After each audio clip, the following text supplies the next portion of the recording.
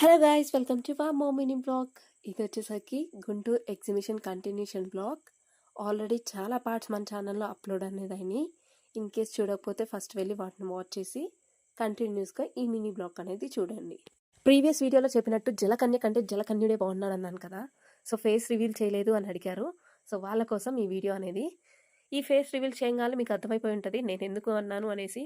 నేను అన్నదానికి అగ్రీ చేస్తారా లేదా మీరు కింద కామెంట్ అనేది చేయండి. అండ్ మేము వెళ్ళింది సండే, సో అందుకనే అంత రష్గా ఉండటం అనేది జరిగింది. మామూలు డేస్లో అయితే మండే టు ఫ్రైడే అంత రష్ అనేది ఉండదంట.